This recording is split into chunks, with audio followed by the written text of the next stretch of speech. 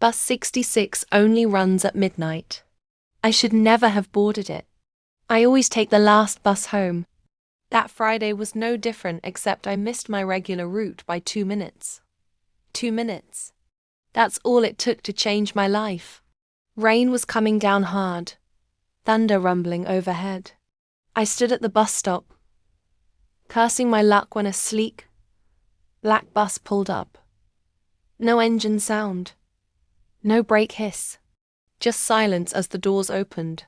The destination board glowed red. Route 66, City Centre, Midnight Express. I hesitated. I'd lived here for 8 years and never seen Route 66. But the route matched the direction I needed. I figured it was a special late-night service.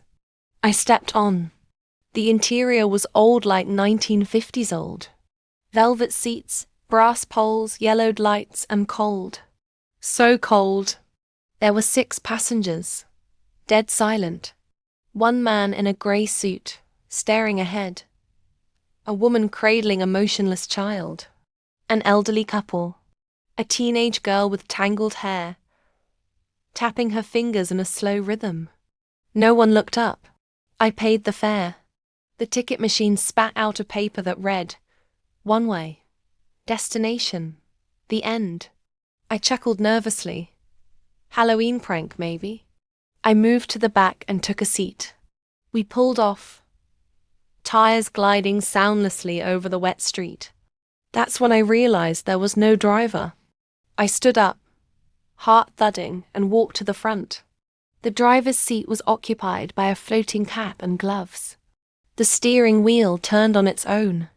My stomach dropped. I turned to the other passengers. "Hey, does anyone see this?" Nothing, no reaction. Not even a blink. I sat down, trying to rationalize. Augmented reality? Prank show? But the city outside was changing. The buildings looked older, like 1900s older. Cobblestone streets. No cars. People walking in trench coats and bonnets. I even saw a man riding a horse-drawn cart. My phone had no signal. The clock was frozen at 12 a.m. We passed another stop. A boy standing in the rain looked up at us, then ran away the moment he saw the bus. I turned to the girl sitting 2 rows ahead. She was still tapping. I leaned forward. "Hey, where is this bus going?" She slowly turned her head. Her eyes were sewn shut, thread still hanging from her lids. I stumbled back. The woman with the child rocked back and forth, whispering a lullaby in reverse. The man in the suit was now smiling at me too wide. Unnaturally wide. I ran to the back door. Locked. The emergency hammer. Gone. Every window showed nothing outside now. Just blackness. Like the city had vanished. Before continuing, don't forget to like and subscribe the channel. It helps us ton. Now let's continue. Then my phone buzzed. A notification. Photo saved. Confused, I checked my gallery.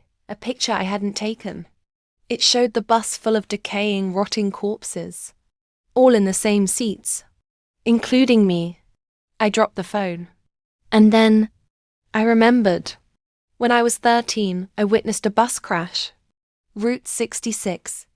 The bus skidded into a river. 42 dead. I was the only survivor. The driver's last words were on the news. Route 66 never ends. It was this bus. The same seat covers. Same number. I started screaming, begging, praying. Nothing worked. I ran to the driver's seat just to try and stop the bus. But when I looked at the reflection in the glass, I saw myself, driving, hands on the wheel, hat on my head. I wasn't the passenger. I was the next driver. 2 weeks later, someone posted about a strange midnight bus that picked them up outside a London bar. They said the driver was expressionless. Just sat there, eyes completely missing. He smiled and said, "Hop in. It's the last ride of the night." The end.